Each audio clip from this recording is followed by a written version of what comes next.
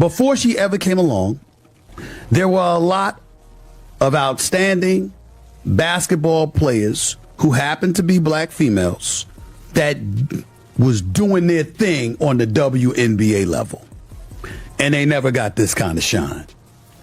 This girl, the Golden Goose, comes along and she wreaks havoc. She's the Rookie of the Year. She's 4th in the league in MVP voting. 4th in the league. For decades, professional sports operated under one simple, unwritten rule. What happened on the court stayed on the court. Players battled for 4 quarters, shook hands after the final buzzer, and moved on to the next game. But those days are long gone. Today, a single post-game interview can ignite a media firestorm that stretches far beyond the game itself. Right now, the WNBA finds itself at the center of an intense public conversation, as debates across television, social media, and online platforms continue to dominate headlines. If you thought the biggest story of the season was the physical play and growing rivalries on the court, think again. After the Indiana Fever's dominant victory over the Connecticut Sun, the focus quickly shifted away from basketball. Instead, false online rumors involving Brittany Griner's biology and eligibility spread rapidly across social media despite having no factual basis. The misinformation gained significant attention, creating confusion and drawing widespread criticism. Amid the growing online controversy, Sophie Cunningham's post-game comments became another major talking point, sparking heated debate throughout the sports world. Soon afterwards, Stephen A. Smith weighed in publicly, offering his perspective on the controversy while discussing the broader issues surrounding media coverage, public reaction, and the challenges facing the league. What began as a routine basketball game quickly evolved into one of the most talked about sports stories of the season, highlighting just how rapidly online discussions, misinformation, and player comments can reshape the conversation far beyond the court.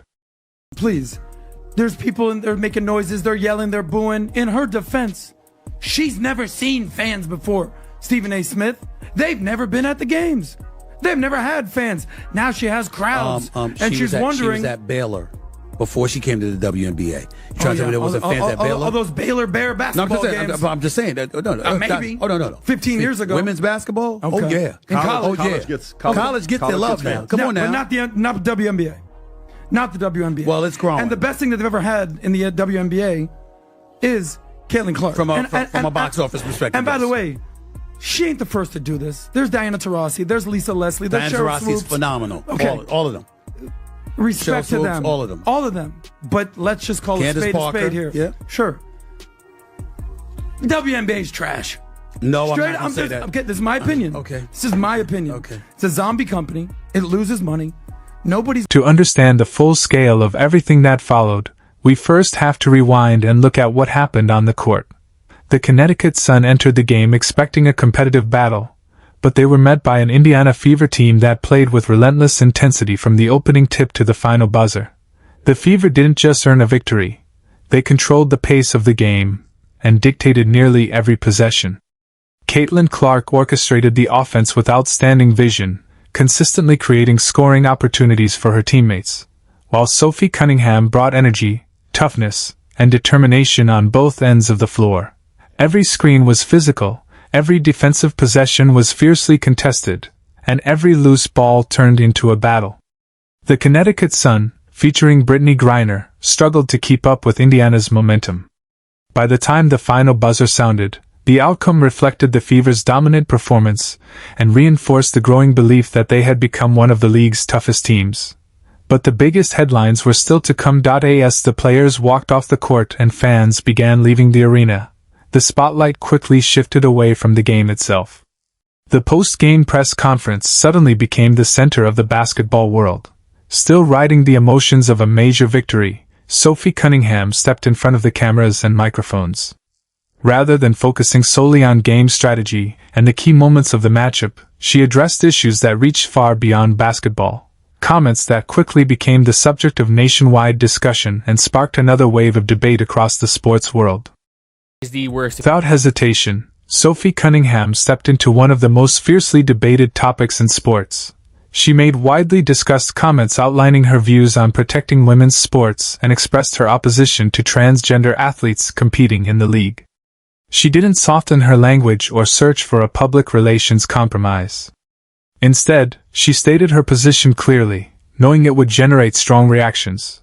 But this is where the story took another turn. As her comments spread across the internet, they quickly lost important context. Troll accounts, clickbait websites, and highly polarized social media pages began reshaping her remarks to generate outrage and maximize engagement. Rather than simply reporting what she had actually said, many online posts exaggerated or misrepresented her comments. Within hours, online speculation intensified, and false claims involving Brittany Griner began circulating widely across social media. Those rumors added fuel to an already heated debate and created confusion that extended far beyond Cunningham's original remarks. What started as a discussion about her comments quickly evolved into a much larger online controversy driven by misinformation and viral speculation. Before long, the WNBA found itself facing another wave of intense public scrutiny as the debate continued to spread across television, social media, and online platforms. It was growing before she arrived, and then it elevated to another level once she's arrived. And she's not going anywhere anytime soon. And, by the way, remember this name. Okay. Juju Watkins. Okay. Out of USC. I seen her. Freshman, great player. Spectacular. She tore ACL. Tore ACL in the NCAA tournament last year. You know, she's special. And I'm just telling you, you're going to see the league continue. Who wins this game? Ready? WNBA All-Star versus the best high school players, ABC Nike game. High school Ben versus WNBA player, best players. Who wins? Here's my response to that. I think it would be the high school, but I would say this to you. Because you're right. Don't underestimate women and the growing support they're providing to the WNBA. Remember, anything successful, you usually have the women behind it supporting the product. Don't underestimate the NBA subsidizing. The NBA and the NFL went to another level once they appealed more to women. What if the women decide we gonna focus and lock in on the WNBA? No, the NFL started growing once they implemented what's called cheerleaders. And people were like, oh, okay, we'll go to the game. Look at them. Look at them Dallas Cowboys cheerleaders. Come on, bro. You lost credibility. How did I lose credibility? At this point, stop the podcast, Brand. Rob, let's just finish it up and go to... I'm losing credibility. WNBA hasn't made one penny, but I'm losing credibility. Let me put it, I'll tell you one thing. Okay. You're losing credibility because of a bizarre statement about the NFL. Let me tell you what I like. Let me tell you what I like. You know what I like? Here's what I like. I don't care what's going on. I want to see animosity in sports. Yes.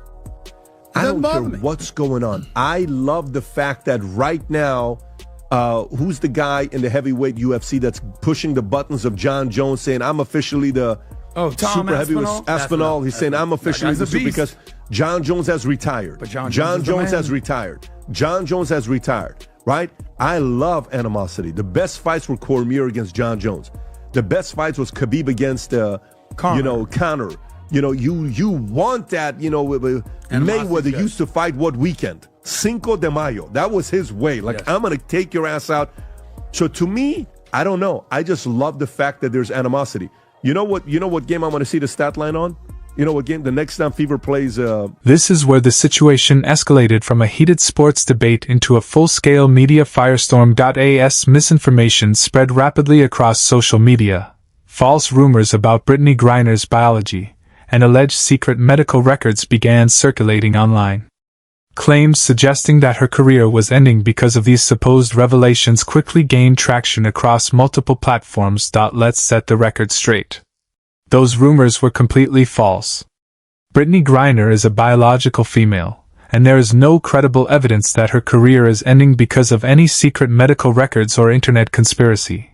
Despite that, the misinformation continued to spread widely, creating confusion and adding even more pressure to an already intense public debate. As online speculation grew, the controversy attracted increasing attention from major media personalities. With the story dominating headlines and social media discussions, prominent voices, including Stephen A. Smith, joined the conversation, offering their perspectives on one of the biggest stories surrounding the WNBA. The episode served as another reminder of how quickly misinformation can spread online and how easily it can reshape the public conversation, even when the underlying claims have no factual basis. Speaking out of national platform, Stephen A. Smith didn't hold back. He stepped up to the microphone and challenged the narrative that had been dominating the internet. Smith defended Sophie Cunningham's right to express her views on the debate surrounding transgender athletes, arguing that people should be free to voice their opinions without immediately facing demands for cancellation. He also criticized what he described as the hypocrisy of those calling for her career and reputation to be damaged because of her comments. At the same time, Stephen A. Smith pointed to what he viewed as the unintended consequences of the controversy. He argued that the online backlash had also affected Brittany Griner, with heated discussions and widespread misinformation creating an increasingly difficult public relations situation, according to his assessment. The growing conflict surrounding the league is being driven not only by what happens on the court but also by the constant media attention and social media battles involving its players. As the debate continues, the WNBA remains under an intense spotlight. The Indiana Fever continue making headlines with their performances, players' comments continue generating widespread discussion, and online speculation keeps fueling controversy. One thing is certain: the attention surrounding the league has reached a level that few could have predicted, and every new development is drawing even greater interest from basketball fans around the world. But yeah, it just keeps happening. It just keeps happening with Caitlin. That Alyssa Thomas did it to Caitlin in her rookie year as well. Like, this is a knockout blow. Like, I don't mean actually like... In the comments, what do you think about Stephen A.